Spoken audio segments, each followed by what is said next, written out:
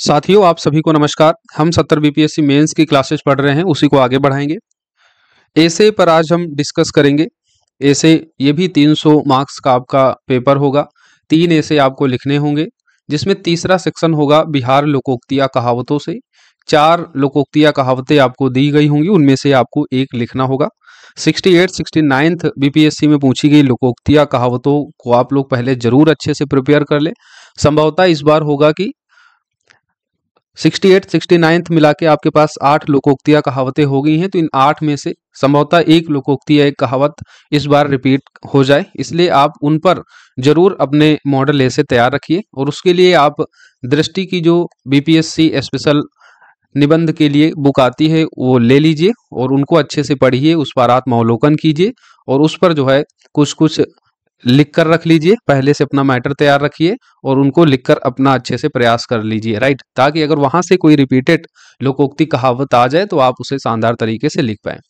तो आज हम क्या करेंगे इस क्लास में जो प्रीवियस ईयर क्वेश्चन पेपर की लोकोक्तियाँ कहावतें हैं उनके हम भावार्थ को समझेंगे, क्योंकि सबसे बड़ा चैलेंज क्या होता है इन लोकोक्तियाँ मुहावरों पर कि हम उनका अर्थ नहीं समझ पाते हैं। अगर अर्थ आपने गलत निकाल लिया तो समझ लीजिए आपको एग्जामिनर जो है मार्क्स बहुत कम देगा। 100 मार्क्स का अगर वो निबंध है तो उसमें समझ लीजिए आपको 20 से 25 मार्क्स से ज़्यादा नहीं देगा, आप कितना भी अच्छा लिख ले, क्योंकि अगर आपने अर्थ ही गलत पकड़ लिया, राइट, और इससे कम भी हो सकता है।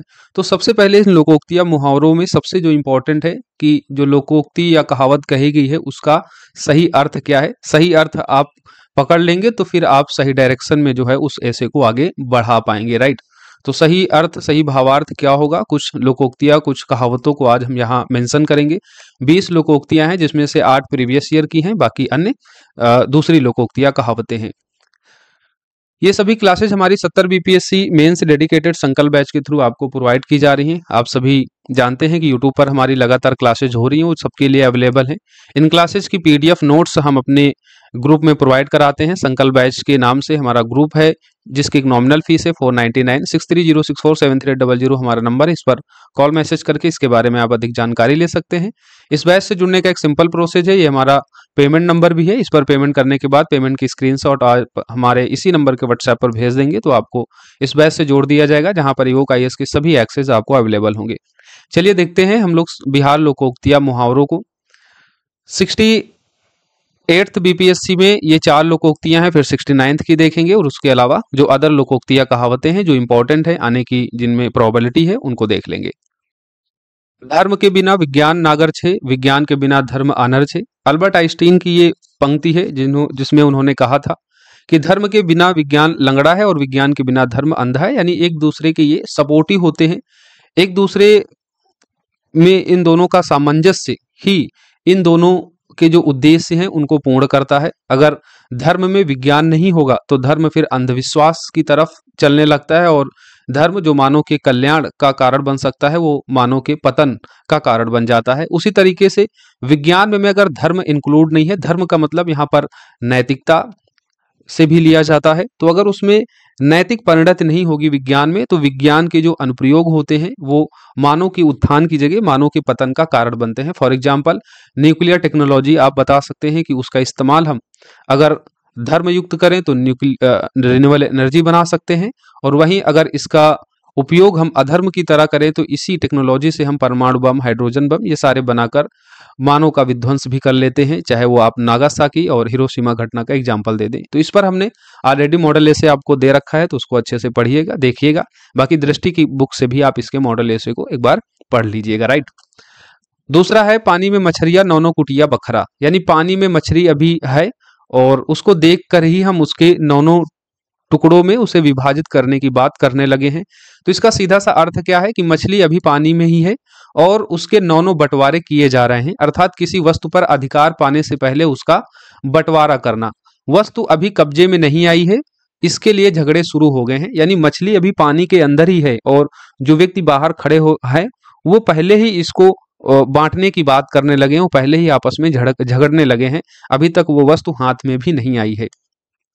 कहीं ना कहीं यह लोकोक्ति व्यक्ति की धैर्यहीन प्रवृत्ति को उजागर करती है, अर्थात व्यक्ति परिणाम प्राप्त करने की इतनी जल्दबाजी में ही है कि वह मेहनत को नजरअंदाज कर रहा है। यह कहावत वास्तविकता यानी जो कर्म है उस पर ध्यान केंद्रित करने और काल्पनिक परिणामों से बचने की सलाह देती है। यानी धैर्यहीन प्रवृत्ति को ये उजागर कर रही है। किसी चीज को देख लिया है तो उसको प्राप्त करने के लिए मेहनत नहीं की जा रही है, बल्कि पहले ही कल्पना कर ली जा रही है कि ये मिलेगा तो इसको हम बांटेंगे, और उसको लेकर पहले ही झगड़े शुरू हो गए हैं। तो लोकोक्ति व्यक्ति की धैर्यहीन प्रवृत्ति को उजागर करती है, अर्थात व्यक्ति परिणाम प्राप्त करने की इतनी जल्दबाजी में है कि वह मेहनत को नजरअंदाज कर रहा है। तो पानी में मछलियां नौनो कुटिया बकरा का ये सीधा सा अर्थ है। अब इस पर आप लोग जो है 700-800 वर्ड लिखिएगा। अब इसके मल्टीपल डायमेंशन हो सकते हैं। ये चीज आप तभी आएगी जब आप इसके बारे में सोचेंगे, ज्यादा से ज्यादा जो भी मॉडल ऐसे हैं उनको पढ़ने के बाद उसका आत्म अवलोकन करेंगे, राइट। बहुत ज्यादा क्लासेस से ऐसे लिखने की स्किल आप में डेवलप नहीं होगी। आप ज्यादा से ज्यादा पढ़ेंगे, उस ऐसे के बारे में मल्टीपल डायमेंशन से आप सोचेंगे, तभी आप अच्छा ऐसे लिख पाएंगे, राइट। अगली लोकोक्ति या कहावत देखें तो आपसे 68 में पूछी गई थी, अगला खेती आगे आगे पछिला खेती भागे जागे। तो यहाँ पर क्या कहा जा रहा है कि अगला खेती आगे आगे, यानी यहाँ पर समय के महत्व को उजागर किया जा रहा है कि खेती जो है आपकी तभी बढ़िया होगी जब आप आगे से उसका सही से प्रबंधन करेंगे। अगर बाद में खेती करते हैं तो फिर वो भाग्य के भरोसे होती है। इसी तरीके की एक और कहावत है, जब बरसे तब बांधो क्यारी, बड़ा किसान जब हाथ कुदारी। यानी जब बरसने लगे तब आपको क्यारी नहीं बांधना है, उससे पहले ही आपको कुदाल लेके तैयार रहना है। यानी बारिश होने से पहले ही आपको क्यारी बांध देनी है, ताकि पानी जब बरसे तो आपके खेत में पर्याप्त रूप से पानी भर जाए, उस पानी का फायदा जो है खेत को मिल जाए।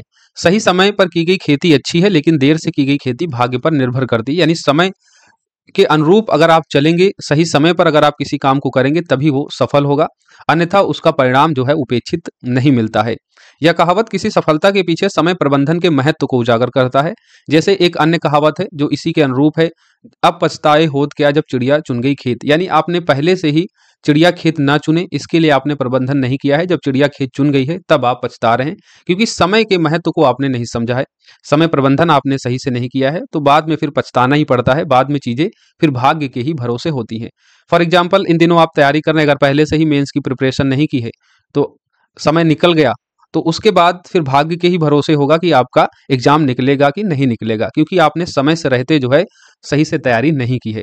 तो बेसिक चीज यही है, और खेती में सबसे ज्यादा महत्वपूर्ण हो जाती है, क्योंकि खेती जो है बारिश या अन्य कई सारी चीजों पर डिपेंडेंट होती है। सही समय पर बीज बोना, सही समय पर उसकी जुताई, निगरानी करना, उसकी गुड़ाई करना, उसको सही समय पर पानी देना।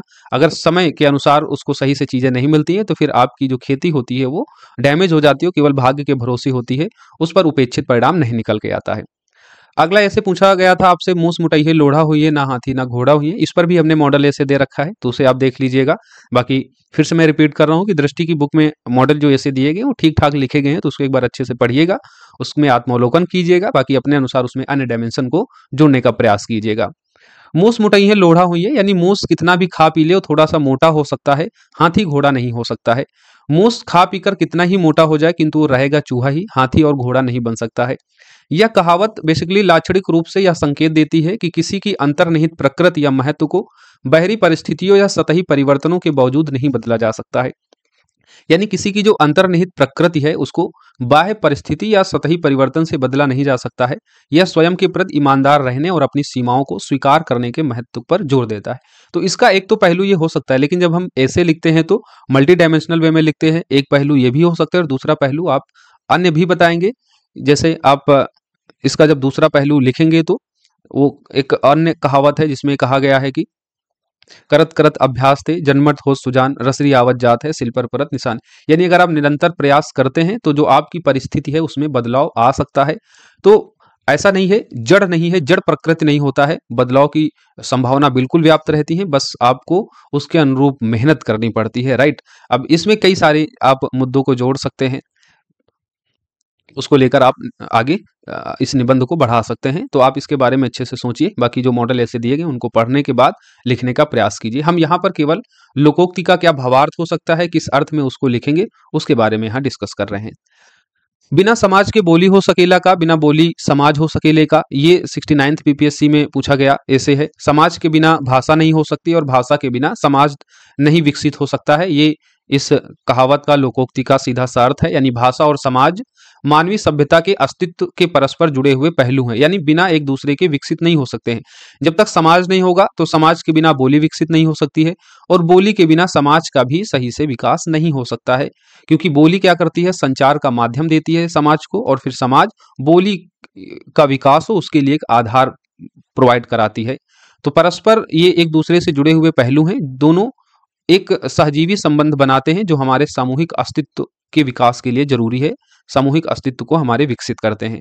भाषा और समाज के बीच यह अंतर संबंध इस बात पर जोर देता है कि एक का विकास दूसरे के विकास से अलग होकर नहीं हो सकता है। क्योंकि यह भाषा संचार का माध्यम है, तो वही समाज वह आधार प्रदान करता है जिसमें भाषा विकसित होती है, भाषा पनपती है, राइट। तो इस वे में आपको लिखना है कि एक दूसरे की ये पूरक हैं, समाज के बिना बोली नहीं हो सकती और बोली के बिना समाज नहीं हो सकता है। तो इस पर आप लोग मॉडल ए से देखिएगा और लिखने का प्रयास कीजिएगा। धोबिया कुकुर ने घर के ना घाट के, यानी धोबी का कुत्ता ना घर का होता है ना घाट का होता है। धोबी का कुत्ता ना तो पूरी तरह घर का होता है ना ही घाट का, यानी नदी के किनारे का होता है, अर्थात वो कहीं का नहीं होता है। यह कहावत जीवन में संतुलन बनाए रखने के महत्व को उजागर करती है, क्योंकि यह संतुलन अगर विफल होता है तो अक्सर भ्रम और अस्थिरता एवं पहचान के द्वंद्व का कारण बन जाता है। यानी आपको अपने जीवन में, अब ये कहावत जो लोकोक्तियां होती हैं बेसिकली वो छोटे से अर्थ में कई सारी चीजों को समेटे हुए होती हैं। तो ये किस ओर इशारा कर रहा है, ये मानव जीवन में संतुलन की ओर इशारा कर रहा है कि आपको संतुलित होकर सारे काम करने चाहिए। फॉर एग्जाम्पल, अगर आप काम कर रहे हैं तो काम के साथ साथ में आपकी पारिवारिक जिम्मेदारी क्या है, इसके बीच आपको संतुलन बनाए रखना चाहिए।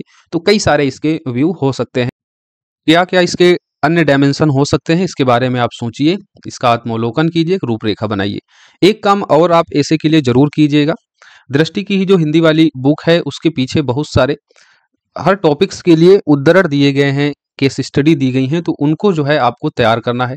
शिक्षा पर हो गया, साहित्य पर हो गया, लोकतंत्र पर हो गया, महिला सशक्तिकरण पर हो गया, ऐसे जो भी इंपॉर्टेंट टॉपिक्स हैं जो आपके एसी के लिए बहुत इंपॉर्टेंट हो जाता है, आपकी बात को बेहतर ढंग से सपोर्ट करने के लिए और उसको प्रभावी बनाने के लिए, तो आपको वो जरूर करना है। अगला ऐसे देखते हैं हम लोग, आगू नाथ न पाछू पगहा, बिन छान के कूदे गदहा। आसान सा ये ऐसे है। यहाँ पर आगू नाथ, नाथ का मतलब क्या होता है, मालिक होता है, नियंत्रण करता होता है। पगहा मतलब क्या होता है, पाछू पगहा। आपने कभी जो दूध दुहने वाले व्यक्ति होते हैं तो वो पहले दूध दुहने से पहले जानवर के पैरों में रस्सी बांध देते हैं ताकि वो कूदे नहीं, वो सही से दूध निकाल ले उस जानवर का। तो वो पाछू पगहा, पगहा मतलब होती है रस्सी। बिना छान के कूते गधा, छान का मतलब होता है नियंत्रण। यानी अगर किसी मालिक या किसी का नियंत्रण बंधन नहीं होता है तो व्यक्ति उसी तरीके से हो जाता है जैसे गधा होता है, इधर उधर कूदता रहता है।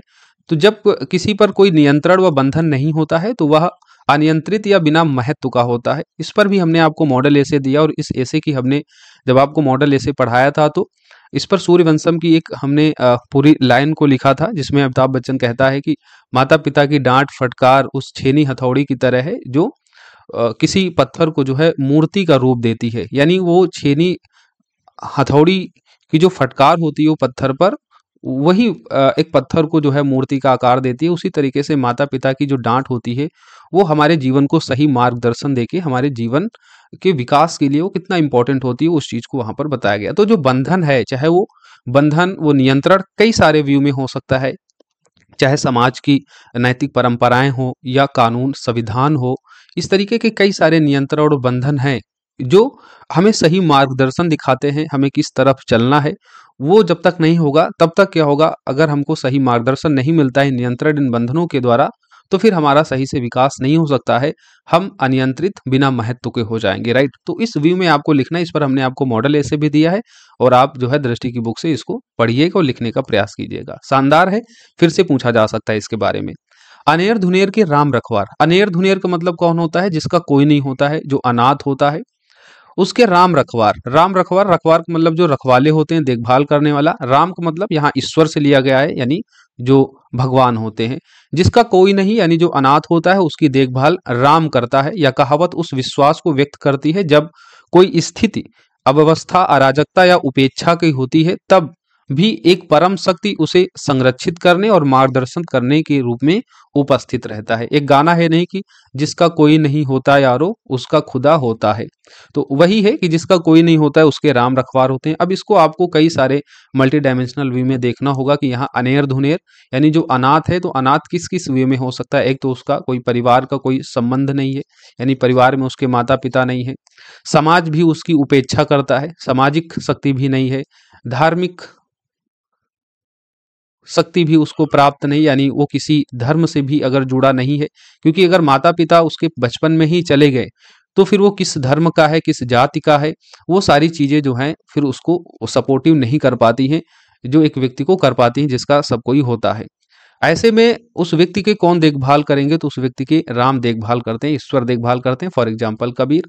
लेकिन यहाँ पर आपको एक व्यू और दिखाना होगा कि हर किसी के राम रखवार नहीं होते हैं, राम रखवार उसी के होते हैं जिसके पास एक्सटर्नल रूप से भरे कोई सहारा ना हो, लेकिन इंटरनल रूप से जो उसकी शक्तियां होती हैं, चाहे वो नैतिक शक्तियां हो, उसकी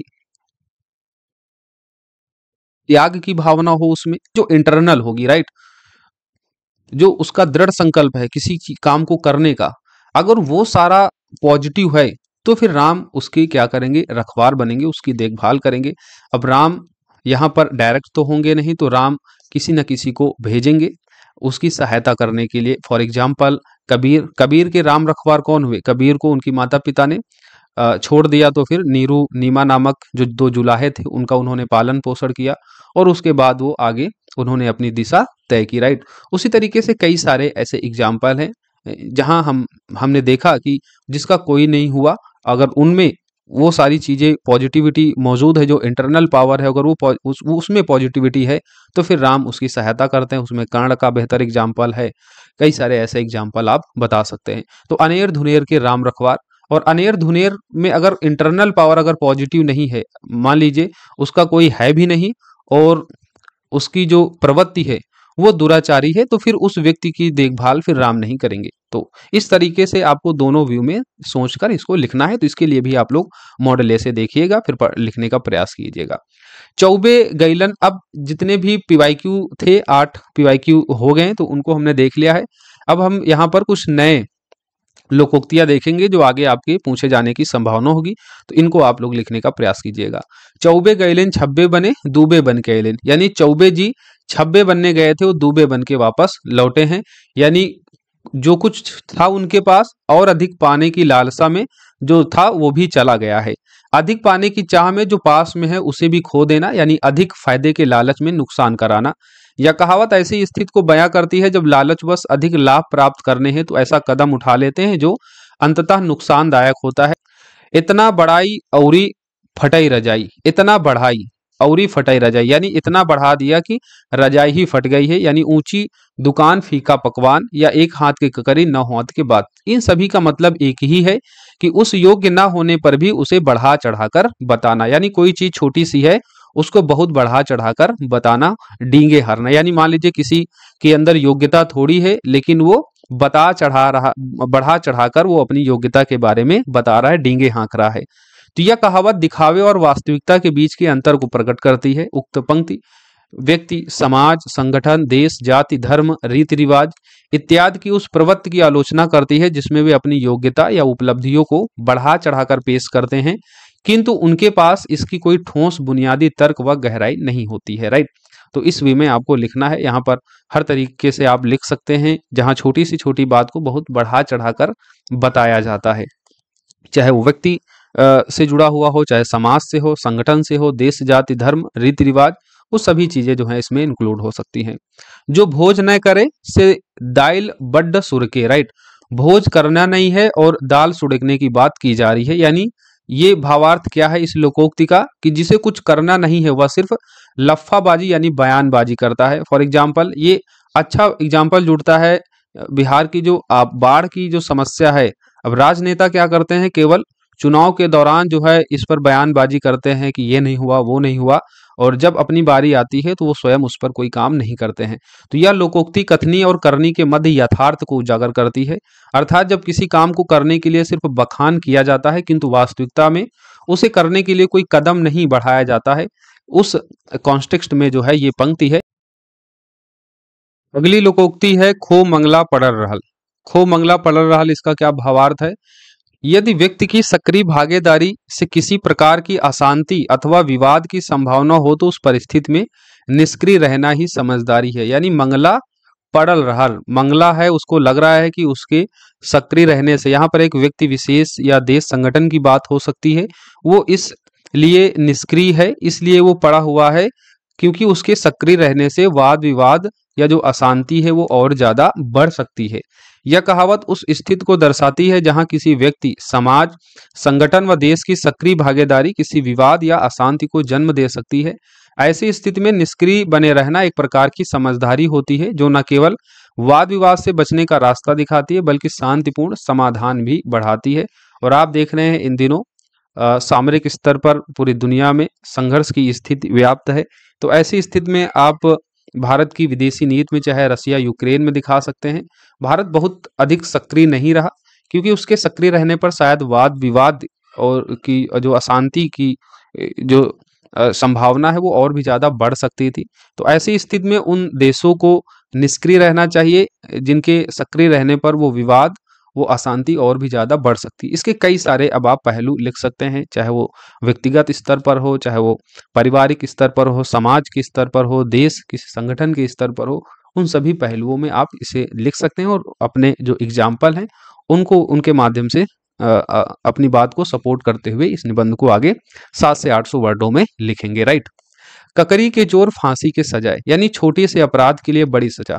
ककरी किसी ने चुराई और फांसी उसको दे दी गई। और इसके कई सारे आपको एग्जाम्पल देखने को मिल जाएंगे। अगर लगातार आप न्यूज़पेपर पढ़ते हैं तो छोटी छोटी चोरी के लिए जो है लोगों को बड़े बड़े दंड दे दिए जाते हैं, उनको फंसा दिया जाता है। यह कहावत अधिक कठोर दंड की आलोचना करती है जो छोटे अपराधों के लिए दिए जाते हैं। यह न्याय, निष्पक्ष एवं सामाजिक व कानूनी ढांचे में संतुलन की आवश्यकता पर बल देती है। यानी ककरी की चोरी है तो उसकी सजा भी उतनी ही होनी चाहिए। ऐसा नहीं है कि उसकी सजा को जो है बहुत कठोर सजा बना दिया जाए। राइट। तो ककरी की चोरी फांसी की सजा है। अब इसके कई सारे व्यू हो सकते, इसका पॉजिटिव व्यू भी है और इसका नेगेटिव व्यू भी है। राइट। क्योंकि अगर कोई व्यक्ति ककरी चुरा रहा है, अगर उसको छोटी सी सजा दे दी जाएगी, शायद उसकी चोरी करने की जो प्रवृत्ति है और भी ज्यादा बढ़ सकती है और आगे चलकर वो छोटी छोटी चोरी करने वाला व्यक्ति बड़ी बड़ी चोरियां, बड़े बड़े अपराध करने लगे। तो पूरा व्यू होता है, एक पॉजिटिव वे भी होता है, नेगेटिव वे भी होता है। इन सभी वे को लिखकर ही आपका जो है पूरा ऐसे कंप्लीट होता है। तो यहाँ हम आपको केवल एक भावार्थ बता रहे हैं कि किस वे में इसको आप लिख सकते हैं, क्या इसका मोटी मोटा अर्थ होगा। दुधारू गाय के लतबो सहल जाला। दुधारू गाय के लतबो यानी दूध देने वाली जो गाय है उसकी लातें भी सह ली जाती हैं क्योंकि उससे हमको दूध मिल रहा है। वैसे ही कोई ऐसा व्यक्ति है जिससे हमको अधिक लाभ प्राप्त हो रहा है, अगर वो हमसे थोड़ी नाराजगी, थोड़ी गुस्सा भी है तो हमको उसकी नाराजगी सह लेनी चाहिए। वो यहाँ पर बताने की कोशिश किया जा रहा है इस लोकोक्ति के माध्यम से।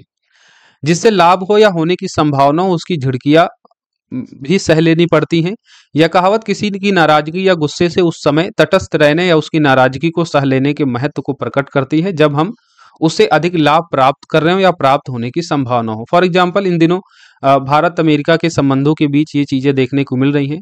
मोदी जी अमेरिका के, उन्होंने एक वायुयान जो फाइटर जेट है उसको खरीदने के संबंध में समझौते को लेकर कई सारी न्यूज़ें आ रही हैं। तो वहां पर हुआ क्या कि अमेरिका के द्वारा लगातार कुछ टैरिफ लगाए जा रहे हैं। तो हम क्यों उसको सह पा रहे हैं? क्योंकि हमको भी अमेरिका से काफ़ी ज़्यादा लाभ होते हैं सामरिक स्तर पर, आर्थिक स्तर पर। तो हमको कभी कभी कुछ चीज़ें, कुछ परेशानी, कुछ नाराजगियाँ सहनी पड़ती हैं क्योंकि हमें उससे जो है उससे अधिक लाभ मिल रहा है। ऐसे ही चाहे वो पारिवारिक स्तर पर हो, कोई परिवार का मुखिया है तो वो अगर नाराज हो रहा है, वो गुस्सा हो रहा है तो उसकी गुस्से, उसकी नाराजगी को हमें सहना पड़ता है क्योंकि वो परिवार का मुखिया है। राइट। वो करता धरता है सबका। अगर उससे नाराजगी, उससे गुस्सा करेंगे तो जो जीवन है वो कैसे चलेगा ना। कुछ फिर बड़ी हानियां हो सकती हैं हमारे लिए। जो हमको लाभ मिल रहा है उससे, वो शायद लाभ मिलना बंद हो जाए। तो बड़े लाभों के लिए आपको छोटी छोटी झिड़कियां जो हैं सहनी पड़ती हैं सामने वाले की। इसका एक भावार्थ है। अब इसको लेकर एक पॉजिटिव वे भी आप देख सकते हैं, एक निगेटिव वे भी इसका हो सकता है। फिर संतुलित तरीके से आपको अब अपने निष्कर्ष की तरफ बढ़ना होता है। राइट। तो दुधारू गाय के लतवो सहल जाला। हर बहे से खर खाए और बकरी अचार खाए। हर का मतलब क्या होता है? हल। हल चलाने वाला बैल घास फूस खा रहा है और बकरी अचार खाए, यानी जो कुछ नहीं कर रहा है वो अचार खा रहा है, यानी वो अच्छे खाद्य पदार्थ खा रहा है। बैल जो हल चलाता है वह खर यानी घास फूस खाता है, और बकरी अचार यानी अच्छा खाना खाती है। इसका अर्थ क्या है? हल जो जोत रहा है, जो चला रहा है वो बैल है, यानी जो अधिक परिश्रम कर रहा है उसको बहुत थोड़ा घास फूस ही केवल मिल रहा है, और जो कुछ नहीं कर रहा है उसको अच्छी चीजें मिल रही है खाने के लिए। तो यह लोकोक्ति समाज में श्रम से प्राप्त पारिश्रमिक और सामाजिक स्वीकार्यता के मूल्यांकन के संदर्भ में विद्यमान विसंगति को अभिव्यक्त करता है। ये वैसे ही है, इन दिनों आप देख रहे हैं एक पारिश्रमिक वर्ग है, दूसरा एक बुद्धिजीवी वर्ग है। आप इसको एग्रीकल्चर सेक्टर से जोड़ सकते हैं कि एग्रीकल्चर सेक्टर में 40% आदमी लगा हुआ है, लेकिन उसका जीडीपी में योगदान 16 से 17% है, यानी वो परिश्रम तो बहुत कर रहा है एग्रीकल्चर सेक्टर में, लेकिन उसको जो मिलना चाहिए पारिश्रमिक वो उसको नहीं मिलता है। उसी तरीके से जो मजदूर होते हैं, जो श्रमिक वर्ग होता है, उसको भी उसकी मेहनत के अनुसार जो है फल नहीं मिलता है। बाकी जो कम मेहनत करते हैं, जो सर्विस सेक्टर में लगे हुए लोग हैं, उनको ज्यादा लाभ मिलता है। इस उक्ति का प्रयोग तब किया जाता है जब समाज में श्रम को उचित सम्मान नहीं मिलता है। कम मेहनत करने वालों को अधिक पारिश्रमिक और सम्मान मिलता है, जबकि अधिक परिश्रम करने वालों को समाज स्वीकृति भी नहीं देता है। वस्तुतः वर्तमान में यह श्रमजीवी और बुद्धिजीवी वर्ग के मध्य अंतराल और उसमें व्याप्त विसंगतियों को उजागर करता है। तो आपको इस पूरे व्यू में लिखना है कि कम श्रम वाले को जो है अधिक लाभ, और अधिक परिश्रम करने वाले को कम लाभ मिलता है, यहाँ तक कि उसको सामाजिक स्वीकृति भी नहीं मिलती। अब इसके दोनों पहलू हो सकते हैं, सकारात्मक और नकारात्मक पहलू। तो उन दोनों पहलू को शामिल करते हुए एक संतुलित तरीके से आपको अपने निष्कर्ष की तरफ आगे बढ़ना होगा। एक था बानर, दूसरे मरलछी बीसी। यानी एक तो बानर है, बानर का मतलब यहाँ अस्थिरता है, बंदर उछलता कूदता रहता है। और दूसरा, अगर उसी बंदर को बीछी मार ले तो उस बंदर की आप स्थिति का अंदाजा लगा सकते हैं। जैसे एक तो करीला, दूजा नीम चढ़ीला, यानी एक पहले से ही करेला है और उस पर अब अगर और नीम चढ़ा देंगे तो और भी ज्यादा कड़वा हो जाएगा। इसका भावार्थ क्या है? इसका भावार्थ का है कि एक से अधिक समस्याओं का एक साथ आकर जो है उसमें उत्तरोत्तर वृद्धि करना।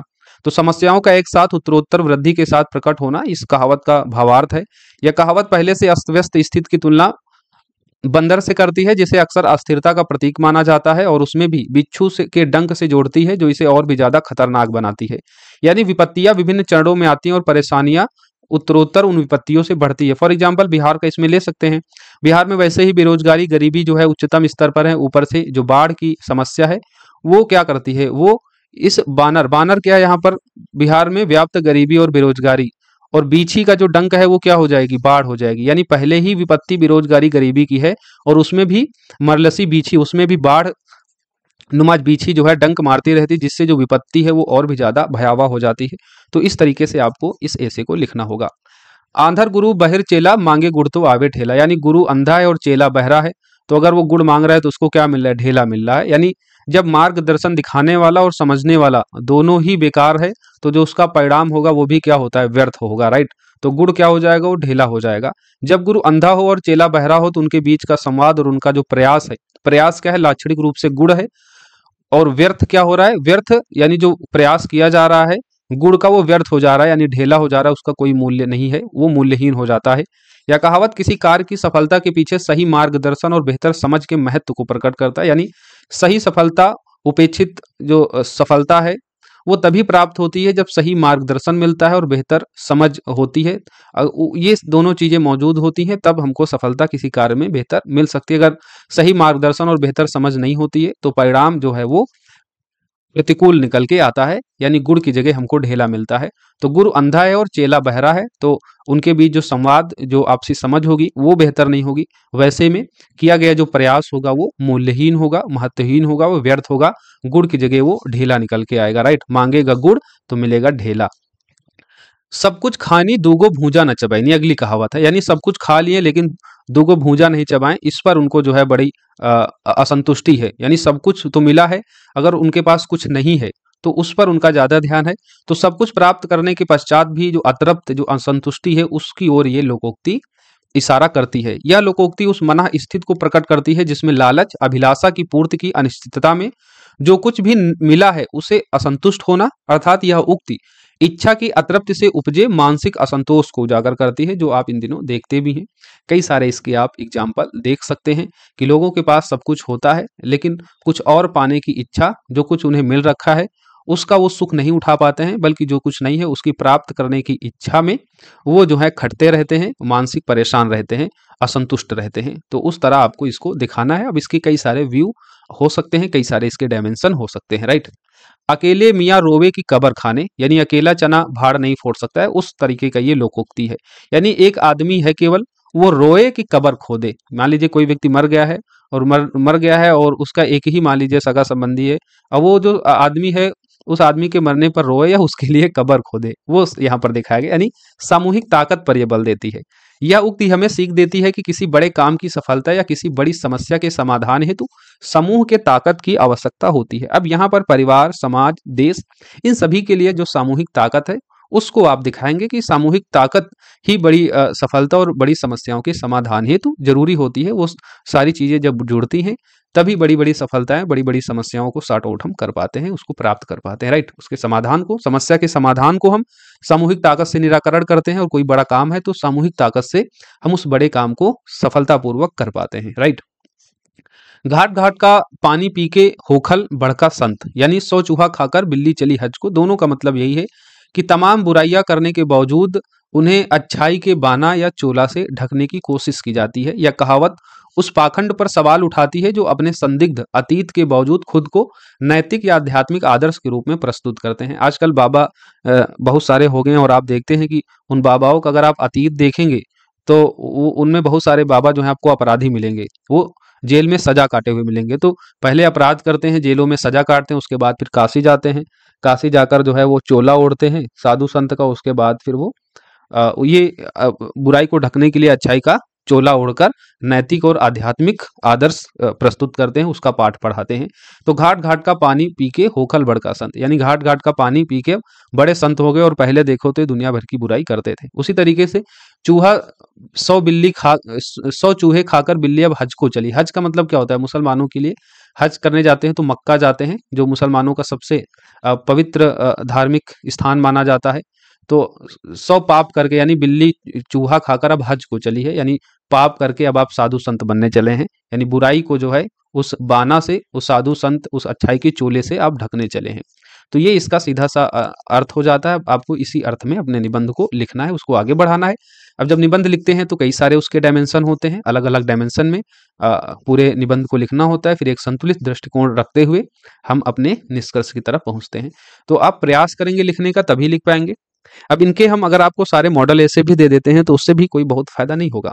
तो आप लोग क्या कीजिएगा, जो 8 PYQ हैं उनके मॉडल ऐसे को पढ़िए, फिर अन्य जो एसेज की हमने लोकोक्तियां कहावतें दी हैं उनको लिखने का प्रयास कीजिए, और उसको जो है माइंड मैप बनाइए। कोई कहावत है उसको आप कितने डायमेंशन में सोच सकते हैं, उस पर आप जो है माइंड मैप में उसकी बिल्कुल पूरी तरीके से अच्छे से रूपरेखा बनाने का प्रयास कीजिए।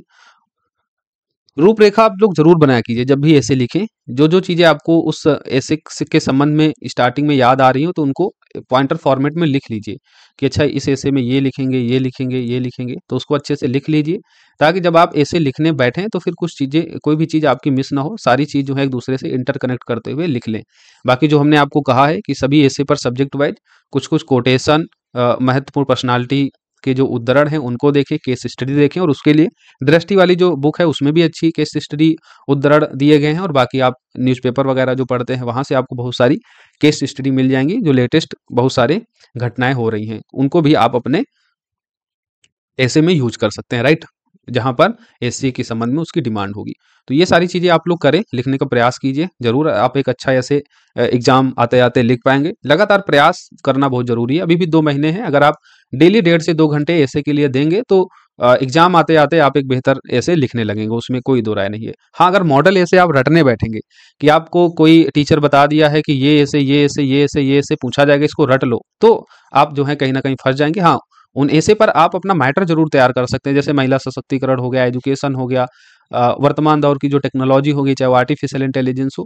तो इस तरीके की जो इंपॉर्टेंट ऐसे के टॉपिक्स हैं जहां से संभावनाएं बन सकती है, तो आप उस पर कुछ कुछ मैटर तैयार करके रख लीजिए, ताकि अगर वहां से ऐसे पूछ लिया जाता है तो फिर आपको किसी प्रकार की लिखने की परेशानी ना हो, आप शानदार तरीके से लिख लें। लेकिन आप ऐसे का लिखने का प्रयास जरूर कीजिए, ताकि मान लीजिए कोई सेक्शन है उसमें 4 ऐसे दिए हैं, अगर उनके पास उन पर आपके पास एग्जैक्ट मैटर नहीं है, तब भी आप उस ऐसे को बहुत शानदार तरीके से लिख लें। तो उसके लिए भी आपको तैयार रहना है। ये सारी चीजें तभी होंगी जब आप स्वयं से जो है ऐसे के लिए प्रयास करेंगे। ऐसे के लिए आप स्वयं से जितना प्रयास करेंगे, किसी सब्जेक्ट पर आप जितना ज़्यादा विचार आत्म मंथन करेंगे, उतना ही अच्छा आप ऐसे लिख पाएंगे। बहुत क्लासेस से आपको बहुत अच्छा ऐसे लिखने का आइडिया नहीं मिलेगा। आप जितना ज़्यादा पढ़ेंगे, जितना ज़्यादा सोचेंगे किसी सब्जेक्ट पर, कितने डायमेंशन में हम किसी सब्जेक्ट पर लिख सकते हैं, ये चीज़ तभी आएगी जब आप स्वयं से इसके बारे में विचार करेंगे, उस सब्जेक्ट पर सोचेंगे, राइट? तो हमारा तो भाई यही कहना है कि आप लोग अच्छे से पढ़िए, लिखने का प्रयास कीजिए और कोई भी विषय दिया गया हो, उस विषय को कितने डायमेंशन में हम लिख सकते हैं, इस चीज़ पर आप सबसे ज़्यादा फोकस कीजिए। बाकी जो हमने कहा है कि टॉपिक्स वाइज जो केस स्टडी उद्धरण दिए गए हैं, दृष्टि जो बुक है, जो अगर आप हिंदी माध्यम से हैं तो उसके पीछे के हर टॉपिक्स पर जो है 3-4 जो उक्ति, जो पंक्ति, जो कोटेशन आपको सहज सरल लगे याद करने में, उन्हें आप याद कर लीजिए, तो बहुत बेहतर होगा, राइट? बाकी मिलेंगे हम लोग नेक्स्ट क्लास में। जब तक आप लोग पढ़िए, जहाँ है वहाँ सुरक्षित रहिए, अपना ख्याल रखिए। जीएस पेपर 2 का ज्योग्राफी सेक्शन हम कवर कर रहे हैं, तो हम लोग कल से फिर से ज्योग्राफी सेक्शन पढ़ेंगे और कोशिश रहेगी कि इस फरवरी के अंत तक जो है ज्योग्राफी आपका कंप्लीट हो जाए, ताकि फिर हम लोग जीएस पेपर 1 में करंट अफेयर्स को स्टार्ट कर सके, राइट?